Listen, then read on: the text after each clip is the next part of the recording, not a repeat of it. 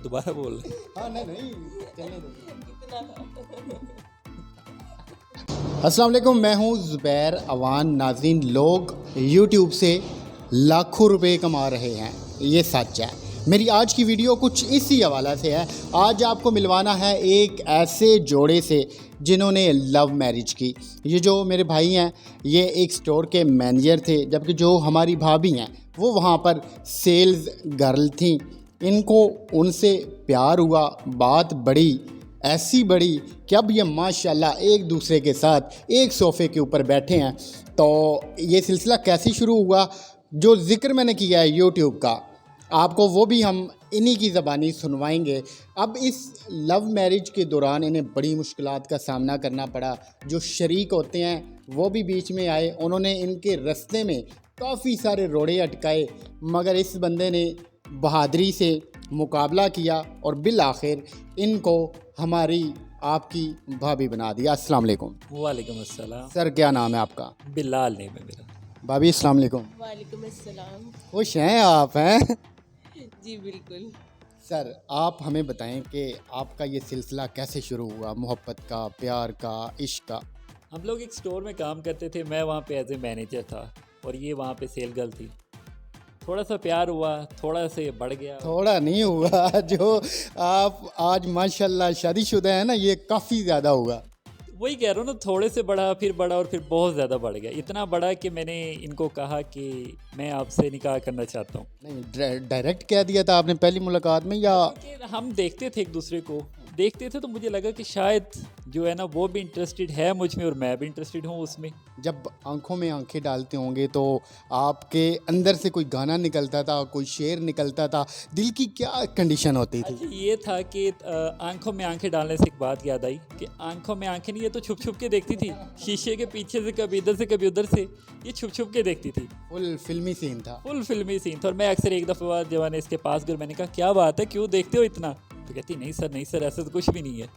तो वहाँ से फिर मतलब थोड़ा सा बढ़ा, इस मुझे फ़ील हुआ, ये कुछ ऐसे व्हाट्सएप के स्टेटस लगाने लगी या मैसेज करने लगी, तो मैं फिर उसका जो रिस्पांस करता था, अभी आपने बोला कि कोई शायरी या कोई पोइट्री, तो मैं वो लगाता था। वाह वाह वाह वाह वाह। तो इनका नंबर आपके पास कैसे आया, या फिर आपने कैसे सेव किया हुआ था? हम लोग एक ही डिपार्टमेंट में काम करते थे, एक ही स्टोर में काम करते थे, तो नंबर्स होते हैं वहाँ पे, एक दूसरे के नंबर्स होते हैं। खासकर ऐसे नंबर बहुत ज़्यादा होते हैं। ऐसे ही समझ लें। अच्छा भाभी, अब आपकी तरफ आते हैं। आप मुझे ये बताएं कि आपको कब लगा कि आपको इनसे प्यार हो गया? मुझे लगा जब ये मेरी तरफ देखते थे, एक्चुअली ये ऊपर से आते थे मेरी तरफ देखते थे, फिर मैं भी चोरी चोरी देखती थी इनको, तो मुझे लगा कि शायद ये अट्रैक्ट हो रहे हैं। ये आंखों से ऐसे ऐसे करते थे, वो करके दिखाइएगा। दिखाएं जरा कर। ऐसे करता था, मुझे बता। ऐसे आईब्रो को उठाते हैं ना आप। ऐसे ऐसे ऐसे करके। क्या सीन होता होगा जब हमारी भाभी पत्ती के डब्बों से ऐसे करके इनको देखती होंगी, आगे से ये ऐसे ऐसे करती होंगी? बहुत मतलब कि अच्छा ही लगता था उस वक्त। अच्छा इस तरह लगता था कि एक तो ना जब मतलब इसने स्टार्ट किया, मुझे आपकी हंसी और खुशी बता रही है कितना अच्छा लगता था आपको। बस वही से अंदाज़ा लगा लेंगे, बहुत अच्छा लगता था। और फिर मैंने इसे जो है ना वो प्रपोज़ल भेज दिया।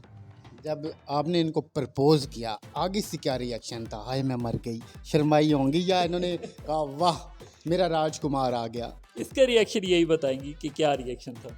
एक्चुअली पहले मैं शॉक थी कि भाई हुआ क्या है, ये अचानक से इसी तरह। तो फिर मैंने कहा अच्छा मैं सोच के बताऊंगी 1-2 दिन तक। फिर मुझे फ़ील हुआ कि शायद वाकई सच्ची है इनकी जो बातें हैं। तो फिर मैंने कहा हाँ बिल्कुल होना चाहिए। इन्होंने डायरेक्टली मुझे निकाह का कहा था, फिर मैंने हाँ बोल दी थी। वाह, आपकी तो मैं कहता हूँ दुआएं कबूल हो गई होंगी। बिल्कुल ऐसा ही है, दुआ कबूल हो जाती है ना जब कहते हैं कि अल्लाह के साथ कनेक्शन हो और जिसे आप पसंद करते हो, तो फिर बस क्या ही खुशी के असरात। सख्त लव स्टोरी है, मेरे पसीने निकल आए हैं गर्मी से।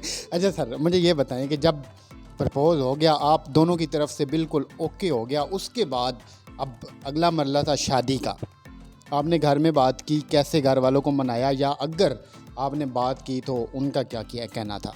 मेरे घर वाले तो एग्री थे ही नहीं इस चीज़ में। वो कहते थे नहीं, जो शादी है ना वो अपने रिश्तेदारों में करनी है, वो अपने रिश्तेदारों में करनी है। तो मतलब कि मैंने जब उनको कहा था कि नहीं मुझे मतलब एक लड़की पसंद है, मैं उससे शादी करना चाहता हूँ, तो वो एग्री नहीं थे। स्टार्ट में वो बिल्कुल भी एग्री नहीं थे, लेकिन इसके घर वाले एग्री थे और उन्होंने कहा था कि हम निकाह मतलब करने को तैयार हैं, आप अगर अपने घर वालों को रेडी करते हैं। तो मैं एक दिन इनके पास आया, मैंने तो कहा कि वो तो एग्री नहीं है।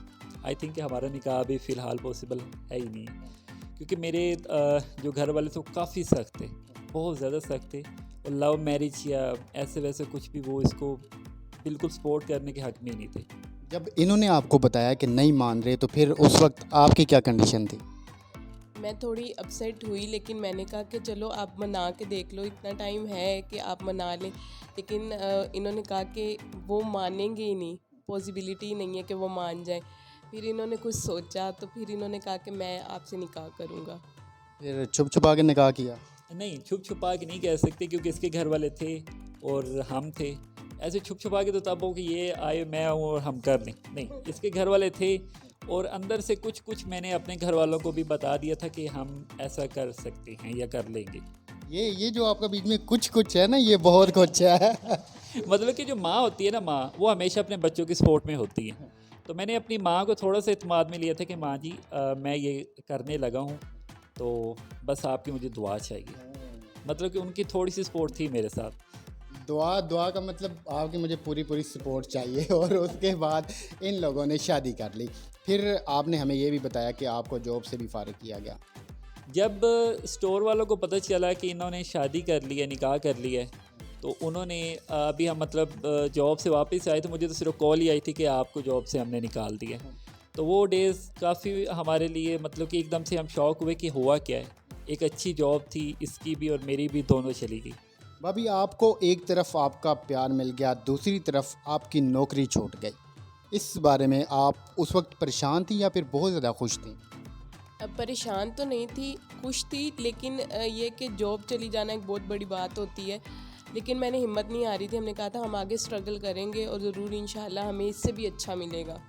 तो हम लोगों ने स्ट्रगल की और माशाल्लाह से अब जॉब चली गई, ज़ाहिरी बात है, फिर आपने घर का सारा सिस्टम चलाना था। भाभी की आपने जो इनको ख्वाब दिखाए थे वो भी पूरे करने थे।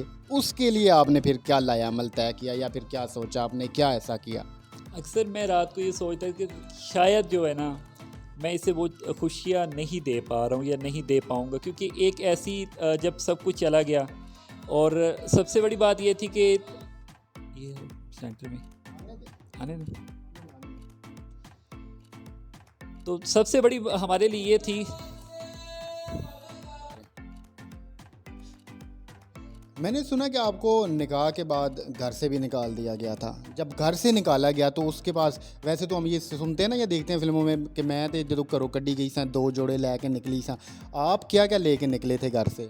जब मेरे घर में पता चला मेरे वालिद को और बाकी घर वालों के कि इसने ये कर लिया है, तो मेरे बाबा थोड़े ज़्यादा सख्त हैं, तो उन्होंने मुझे ये कहा कि आप यहाँ से चले जाओ। मतलब कि वो बर्दाश्त नहीं कर पाए। ज़ाहिर एक गुस्सा था उनके उसमें भी कि इसने ऐसा किया, हमें बताया तक नहीं या मुझे वो नहीं किया। तो जब हम घर से निकल गए थे तो मेरे पास एक सूटकेस था जिसके अंदर मेरे कुछ कपड़े थे, और इसके तो कपड़े मतलब इधर से हम ले गए थे। वैसे सूट के सामने थोड़ा इशारों से ज़्यादा छोटा कर दिया, थोड़ा बड़ा करें। ये दोबारा बोल रहे हैं। हाँ, नहीं चलने दें। कितना था।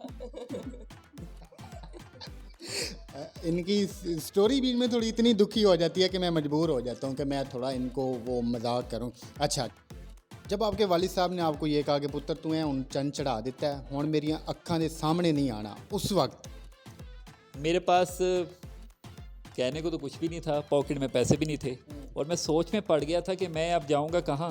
मेरे पास तो पैसे नहीं कि ब्रांड पे घर ले लूँ।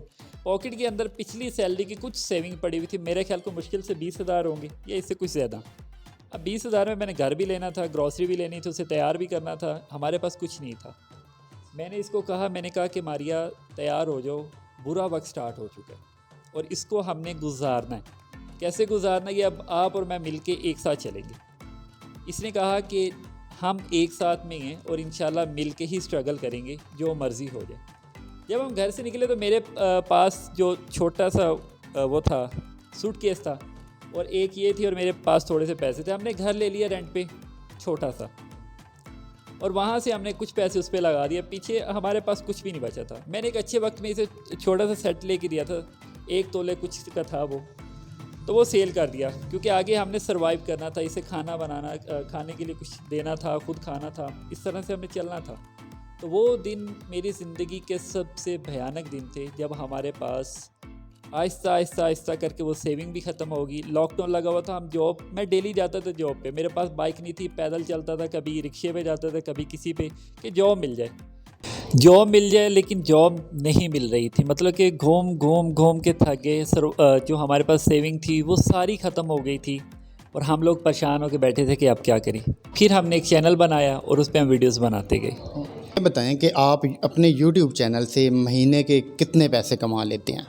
अभी तो अल्हम्दुलिल्लाह हम लाखों में कमा रहे हैं, मतलब कि जो हम जॉब से कमाते तो उससे कोई 3, 4, 5 गुना ज़्यादा कमा रहे हैं। और जॉब से आप कितने कमाते थे? जॉब पे जो मेरी सैलरी थी वो राउंड अबाउट 80,000 थी और उससे आप 5 गुना कर लें उतने हम कमा रहे हैं। अब एक चीज़ इसने जो काट दी, सबसे ज़्यादा इसकी फरमाइश होती है कि मुझे मेकअप चाहिए, हर महीने मुझे नया मेकअप चाहिए और इतने हज़ारों का मेकअप चाहिए, बस ये कि मेकअप चाहिए, मेकअप चाहिए। वो भी नहीं, बोलना अब चाहिए ना। इतना तो हमारी भाभी का हक बनता है ना। बस देख लो। और आप ये बताएं कि नौकरी से YouTube चैनल कितना बेहतर है? 100 गुना ज़्यादा बेहतर है। आपको किसी की सुननी नहीं पड़ती, आपको टाइमिंग का इशू नहीं होता, यहाँ पे सिर्फ मेहनत चाहिए होती है। मेहनत हर काम में चाहिए होती है, मेहनत करें और आप भी हमारी तरह लाखों रुपए कमा सकते हैं। आप जब YouTube के ऊपर मारिया बिलाल लिखेंगे तो ये भाई साहब गौर से देख लें इनको, हमारी भाभी, इनकी छोटी सी प्यारी सी बच्ची है, वो आपके सामने आएंगे। आपने इनके चैनल को सब्सक्राइब भी करना है, इनकी वीडियोस को आपने लाइक और शेयर भी करना है।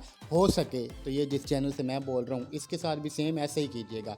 मिलते हैं किसी और वीडियो में। इनको अपनी दुआओं में याद रखिएगा, जो इन्होंने बातें की हैं उससे सबक हासिल कीजिएगा। अल्लाह हाफ़िज़।